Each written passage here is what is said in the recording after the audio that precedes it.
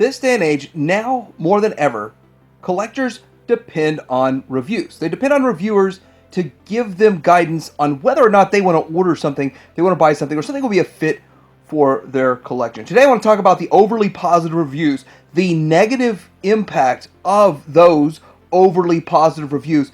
I'm also going to talk about why reviewers constantly put out overly positive reviews. It's been going on for a long time, still goes on today. We'll talk about this coming up.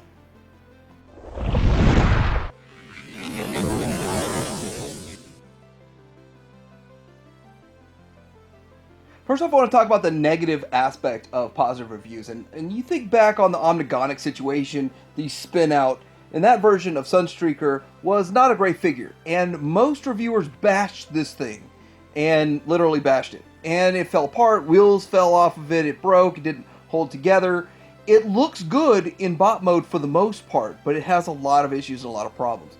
Well, there was one reviewer in specific, I don't know who it was. I don't remember who it was. But I remember watching one review, and they were overly excited about it. They were overly positive about it, and they kept talking it up, how it was great. But you could tell by the way they handled it that they were barely moving anything on it. They were trying to show it without breaking it and without anything going wrong during the video.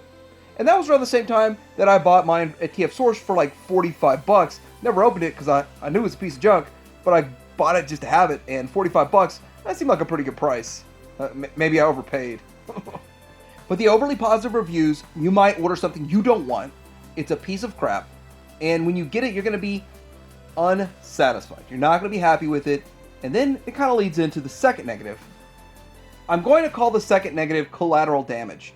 Basically, if you order something based off of a reviewer that is overly enthusiastic and excited for a figure, and then you get the figure, you're disappointed, that is a problem. The bigger problem would be that maybe you missed a window for ordering what could be a superior figure. If you're on the fence on two figures, not everybody is going to buy two and just, hey, I'll keep the one that I like the most. Most people, I'm buying the one representation of this character that I feel is the best, that I like the best, and since I don't have it in hand, I have to kind of trust these reviewers and the reviews, and with that overly positive praise on a figure that probably doesn't deserve it, or won't match your needs, your aesthetics, and your enjoyment of transformation, and all of the things that go into a Transformers review, you may be very disappointed and have to pay double, triple, quadruple for the figure you probably should have gotten in the first place.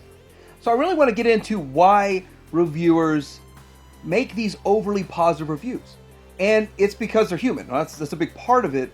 But when you think about it, the first major point I have here on my list is that reviewers actually have to pay for what they buy and what they review. So they order this stuff to review, they order what they like. If it's coming out of their own pocket, if it's coming out of my own pocket, I'm not ordering something that I already anticipate to be a piece of junk, that I anticipate I'm not going to like and I have to unload it for half what I paid. I don't do that myself. And most reviewers follow that same kind of guideline. Most reviewers will buy the stuff that they think is going to be the best. They're going to review it, and hey, guess what? It's a positive review. So I do want to point out something that Michael French said on Retro Blasting. I don't know if you watched that channel or not. I do recommend his channel. Great content, great guy. I disagree with some of the stuff he says, but guess what? That makes it interesting. So one thing I highly agree with is that he says a lot of times these days we don't actually watch reviews. We watch people talk about stuff they like. And that really hit home. It actually stuck with me for a few days. I thought about this and I said, you know what? I think you're right. You're onto something. And so I'm onto something on the next point. So we talk about people order what they like. Reviewers order the stuff that they like. Generally, they're going to like it. If they don't like it, it's going to be real bad, right? Well, then we get into something that I want to call a borrower's bias. So they borrow it from a friend or somebody offers to loan it to them. And there's a couple of conflicting feelings in this. First of all, when you borrow it or someone's reached out to help loan it to you, you kind of feel bad just bashing it and trashing it, especially if you break it or something like that. But I've had people reach out and want to loan me stuff all the time, and I just try to say no, no, I don't like to borrow stuff. And a lot of my friends are like, hey, I opened this. Do you want to you want to review it? I'm like, no, I don't want to review it. But a lot of other reviewers do. They open up to borrowing stuff, getting loan stuff, especially for comparisons, because not everybody wants 3 Starscreams or something like that. Now, I did end up picking both of these up for the specific reason that I wanted to know what direction I'm going with these Seekers. 2 years ago, when I made the Secret Out video, I got rid of them all. But when you look at these, I wanted to know which one I like the most. Guess what? I like them both. They're both good. I got accused of being overly positive on both of the reviews, which is interesting. But I want to say that I do like them both, but I am going to go with the deformation space on the right. With this borrowing bias, though, other people that get them aren't as excited about the figure, and I'm curious. Like, neither one of these make you want to upgrade from a Make Toys or upgrade from a Takara or any of that stuff. And I've seen this in the past, so that kind of means that they're still having an overly positive viewpoint of their previous one, while at the same time they don't want to talk down about something that was kindly offered up to them to review. Kind of a conundrum. I've noticed this over and over, but still, it's nice to get some of the reviewers out there with a very accurate critical opinion. Next up, we have something that I'm going to call the free sample. We don't get the free sample very often around here. Here at the Titanium Hangar, I've gotten 2, and I gotta say I'm happy I got the 2, and one of those free samples I got must have been passed around quite a bit because some of the joints were looser than fill in the blank. So this is the DX version of Psykill for, I think, Action Robo. It's a really long name of this guy, but I ended up finally picking one up myself. But a lot of reviewers got this. I think 8 reviewers got a free one, and there was a lot of hype around it. And I think it was overly positive because when I got it, I'm happy with it, but I feel a little disappointed because this thing was touted as like the greatest thing ever. And it's okay. It's good. And I'd like to see more of these. But here's the weird part. The entire community jumped on the hype train for this figure, the one on the right, of course, and it's sold out everywhere for full price. I didn't see it on sale anywhere, and now we don't get any more of these? So I don't get this. I'm confused. Like, we saw this happen. A company is very successful with a character on a line, and we stop the line. That doesn't make any sense to me. So that's kind of a negative in the community. We are excited about it. We're all jumping on board, and we hit a dead end. At least our good friends at DX9 over here, they kind of went a little bit further with the GoBot thing. We need Masterpiece GoBots, Masterpiece Scale GoBots, but nobody's doing them. And I don't know. I halfway want to support what's going on with X-Transbots, but I don't like repurposed molds to fit into a round pole into a square peg. Is that how it goes? So I'm putting a square pole in a round peg or whatever. So that's kind of what's going on with this. It still looks pretty good, but I think the original one, that DX version, is going to win in the end. The next thing I want to talk about is company preference. These are individuals making these third-party Masterpiece Transformers, but a lot of people love Fans Toys, and a lot of people love other companies, MMC, or whatever, and people are on board with, say, MMC and what MMC is doing and their aesthetic. And then, of course, with Iron Factory, people are on board with Iron Factory and all of that. But we do have some sort of a kind of a loyalty to these companies. And when we have a loyalty to a company, then we kind of get into overly positive reviews. I myself don't really care who makes it as long as it's the best one and it's the most affordable. So one of the things I want to talk about is MMCs here. A lot of people love MMC, and this Sphinx got major positive reviews all the time. It's not a bad figure, but looking at it, I mean, I was like, we could do better. Like, I know better is going to come along, and then guess what? Better comes along. So now that we have better that's along, in my opinion, and it's half the price right now. You can get this pre-ordered at Show Z for $50 for the Transform Element version of Mirage. And I think it looks better. Now, they had some QC issues that MMC didn't have. They had the hips, they were installed improperly. I'm sure the next one that comes, all the issues going to be fixed. The lower inside of the foot was green instead of blue. But all of this stuff is probably going to be fixed on the next one. I mean, no one really knows. Maybe they're going to have QC issues on that one too. But for $50, I mean, it's worth the roll of the dice because I think it's a pretty solid figure overall. But with the MMC, so many people still act like the MMC is the best. And just look at them side by side, and which one do you think? So the next point I want to talk about is overly positive reviews. Positivity equals views. Does it?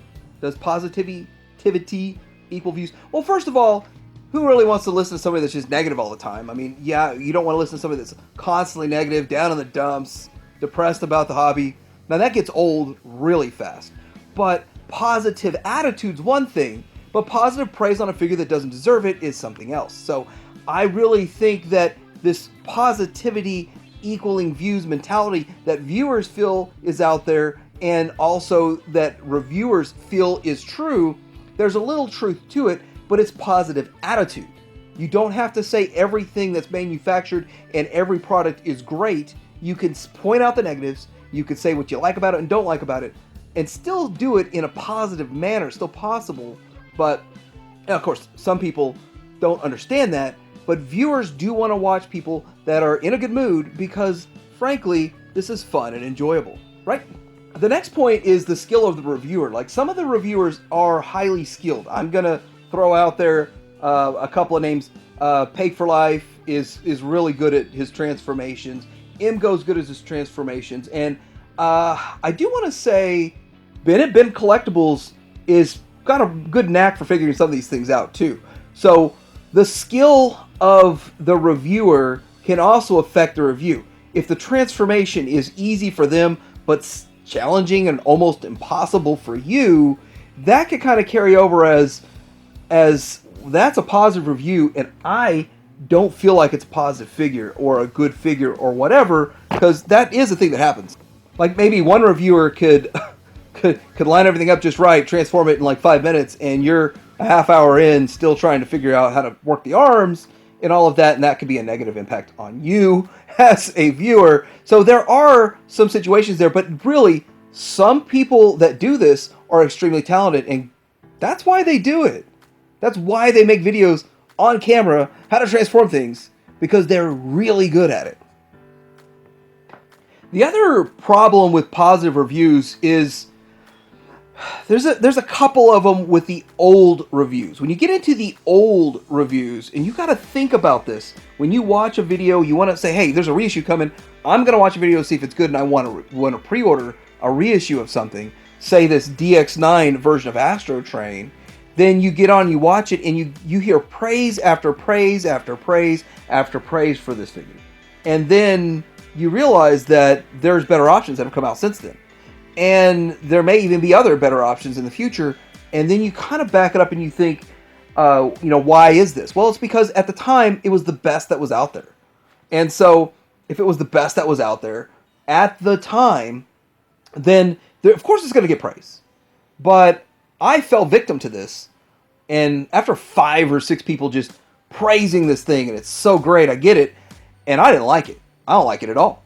I had it on my shelf for 5 days, and I tried to give it a chance, and then 5 days into it, I was like, I need to sell this before I'll never get my money back out of it. Something better is coming along fast. It took almost another 1.5 years for something better to come along, but the thing about this is that old reviews, you need to check the date of the review that you're watching.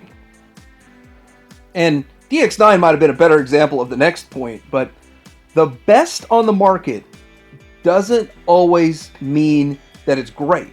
Now, I've got a kind of a relationship with Transistor here. The thing about this is that Transistor is what got me to go deep dive into third party, because there were no other options that would work on a Masterpiece shelf, and there were no hints at any options coming in the future other than some rumors from some friends of mine that still haven't come true yet. So I went ahead and I went after this guy hard. At the time, he wasn't for sale anywhere. He was sold out everywhere. They hadn't reissued him or even announced a reissue, so I had to find him on the secondary market and all this kind of stuff. But when I got him, I like him, I'm happy with him, but I knew he wasn't perfect and knew in my gut eventually we'll get a better one. There's still not one out there that's better. We haven't seen pictures that are superior to this one. So that's kind of where we're at right now with this guy. But best right now doesn't mean it'll be best forever, and it doesn't mean it's great.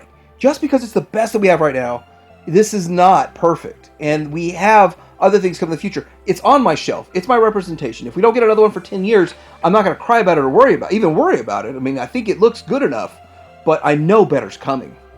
So that was kind of the same mentality with Seekers. Like, I knew better Seekers were coming. And I got rid of almost all my Seekers, and I just went down to bare minimum just so I can have something on the shelf to display.